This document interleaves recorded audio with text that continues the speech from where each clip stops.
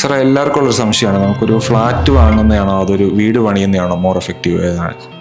അത് രണ്ട് രീതിയിലുള്ള ഹാബിറ്റാറ്റ്, അതായത് നമ്മൾ താമസിക്കുന്ന കാര്യങ്ങൾ രണ്ടാണ്.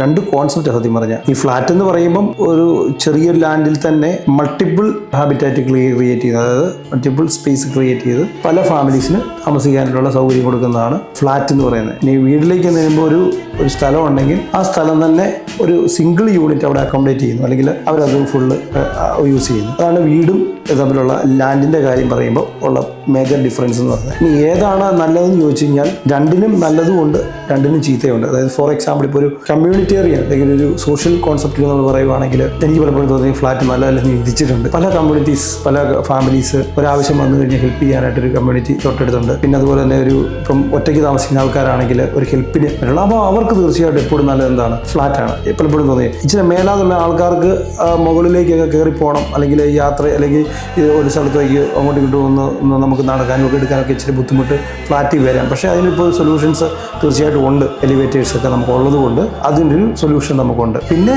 ഇനിയിപ്പോൾ നമ്മൾ വീട്ടിലേക്ക് വരുവാണെങ്കിൽ അതൊരു സെക്കുലർ ആയിട്ടുള്ള, വളരെ റിമോട്ടായിട്ട് നമ്മൾ ഇങ്ങനെ ഒരു പ്ലോട്ടിൽ തന്നെ അല്ലെങ്കിൽ ഒരു സ്ഥലത്ത് തന്നെ നമ്മുടെ തന്നെ വീട്. അപ്പം അവിടെ വരുമ്പോഴത്തേനും അവിടെ നമുക്കൊരു നെയ്ബേഴ്സിനെ കൂടുതൽ കിട്ടണമെന്ന് നിർബന്ധമില്ല, അല്ലെങ്കിൽ ഒരു കമ്മ്യൂണിറ്റി കിട്ടണമെന്ന് നിർബന്ധമില്ല. നമ്മുടെ ഫാമിലി, നമ്മുടെ സിബ്ലിങ്സ് അവരും ഒത്തുള്ള ഒരു ഹാബിറ്റാറ്റ് അവിടെ കിട്ടാവുന്ന ഒരു കാര്യം എന്ന് വെച്ചാൽ സെറീനിറ്റി, അല്ലെങ്കിൽ ഏകാന്തമായിട്ടുള്ള ആ ഒരു പ്രൈവസി, ഇങ്ങനെയുള്ള കാര്യങ്ങളൊക്കെ ആഗ്രഹിക്കുന്നവർക്കാണെങ്കിൽ ഡെഫിനറ്റ്ലി ഒരു വീട്ടിലേക്ക്. പിന്നെ അതുപോലെ തന്നെ ഒരു ഫാമിലി അറ്റ്മോസ്ഫിയർ മാത്രം എൻ്റർടൈൻ ചെയ്യുന്ന ആൾക്കാർക്ക് അതായിരിക്കും നല്ലത് പലപ്പോഴും.